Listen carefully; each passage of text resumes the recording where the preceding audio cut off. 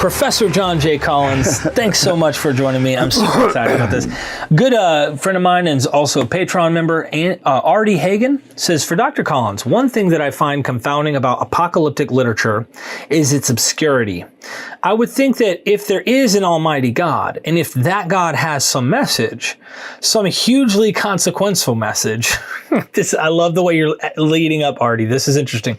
A hugely consequential message that he wants to communicate to humanity, then it is puzzling why this message is so obscure, so ambiguous. It does not seem credible that the God who once inscribed 10 commandments on stone tablets would now be resorting to sending these surrealistic visions. So then my question is, why have so many people taken these somewhat bizarre documents so very seriously? Well, some people take them as actual revelations. Now, first of all, it's not going to do you any good to ask why God does one thing or another. We have no access to that. The question really is, why do people write supposed revelations in this kind of a style? Now, the 10 Commandments are rather exceptional insofar as they're clear. Mm-hmm. That's very unusual in the Bible. No, but most prophets, most apocalyptic writers, have visions that are enormously complicated. Now, why is that? Well, it's because put yourself in the position of the person having the vision. And instead of thinking of them having a vision, think of them trying to figure things out. And when they try to figure things out, they realize life is obscure. Most of the big problems in life are obscure. And so, what they want to convey is the sense of seeing in the glass darkly. They don't want things to seem too clear. They often also want to leave things so that they can be interpreted in more than one way. And that if the initial interpretation doesn't work out, you can go to plan B. But I think it's an attempt to respond to the obscurity of life. And the answer really to the question is that you're coming at it from the wrong side. It doesn't do us any good to speculate on why God did this or that. We don't really know what God did or did not do. What we have are writings that claim God said or didn't say something. And that's the question, is why do the writers, the human writers, do it this way? That brings up an interesting question. I think that's so basic. You're going to be like, okay, this is a powerful question asked though. What is a prophet? Because I watched your recent lecture on this, Old Testament interpretation, and you do such a fantastic job on just showing the humanity of these texts. But, prophets were a dime a dozen, and they were in the pocket of the kings. And then maybe you can tell us about prophets and what was their role, what they were supposed to do. That might answer the question in a more proper angle. So then you can kind of go. Well, now, a prophet is a person who claims to get inspiration and to be inspired by some kind of divine spirit. Now, you've the story of Balaam. Balaam wasn't even supposed to be an Israelite, but it seems like he has something like an epileptic fit, and then while he's in that state, he sees something. Now, so no doubt prophets were people who had strange experiences, and that's what gave them credibility to some degree.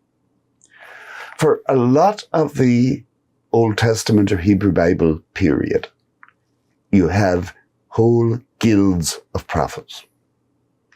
If when they first appear in the books of Samuel, they travel in packs, and you hear of Samuel conducting them.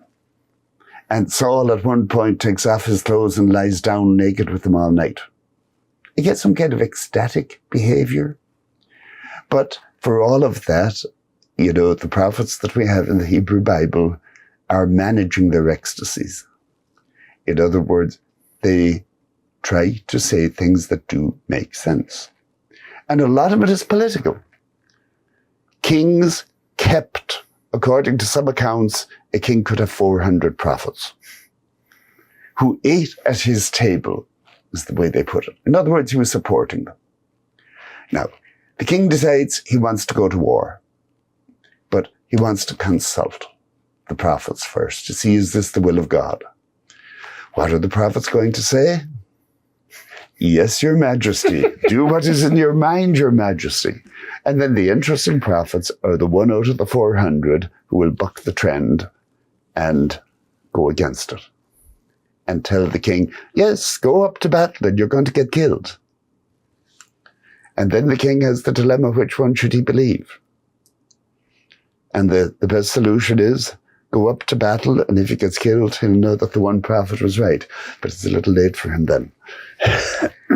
And that's the way to test all of these, actually, is after the fact. Ex eventu, if I could say. It's all after the fact is the only really, the other question you have, that the king might have asked himself is this something I really need to do? Is this a risk I ought to take?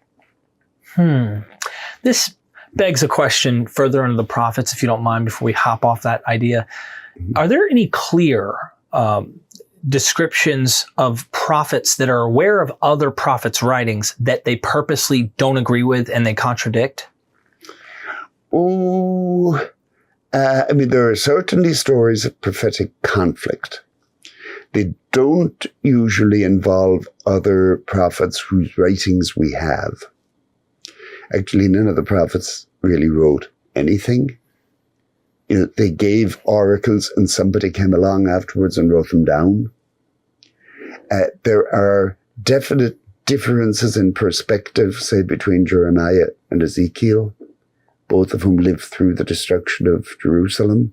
And they read the whole course of events very differently, but you don't get oracles preserved where they're fighting with each other. You do get oracles preserved for Jeremiah as fighting with other prophets. And he had a very hard time because he was telling people that God is on the side of the Babylonians. And that just doesn't play. Yeah. So are there contradictions, though, you would say, maybe between different prophet books? Well, yeah. What constitutes a contradiction? Right. Maybe, is debatable, but definitely different perspectives. Like they don't agree with a particular, what their purpose or intentions are on certain things. To oversimplify the thing, according to Jeremiah, the reason Jerusalem was destroyed was because they weren't practicing justice. According to Ezekiel, the reason Jerusalem was destroyed was they weren't preserving holiness and purity. Now, those are very, very different takes on it. Not necessarily incompatible with each other, but they're pulling in opposite directions. It even seems like some of these prophets have like you talked about, a vision of a universal, even sometimes optimistic for nations that aren't Israel. Yeah. Whereas others are like, no, we're going to just crush these people. We just defeat and kill the enemy. That seems like that could possibly qualify for like contradictions in a way. Like one is more optimistic about the nations. One's not. Yeah.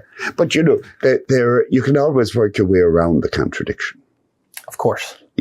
There's enough wiggle room in it, but they're different. Has that ever frustrated you that when you're like reading other scholars and you're like, you get a little bit like it's not so clear, black and white, this is what it actually means, to a point where you see certain scholars you're reading and you're going, you're playing wiggle with this. I mean, some of it, yes. I mean, there's an awful lot of apologetic scholarship out there. Scholars who are trying to make the Bible look good. And you're not trying to make it look bad either. No. But there's no point to trying to make it look good. Because if you try to make it look better than it is, well, in the book of Job, that problem is discussed very directly. And Job says to his friends, would you lie for God? Would you distort the evidence to make God look good? And for Job, obviously, you shouldn't do that. And he says, he's not going to like it. And in the end of the book of Job, he doesn't. Thank you, Dr. Collins. Yeah.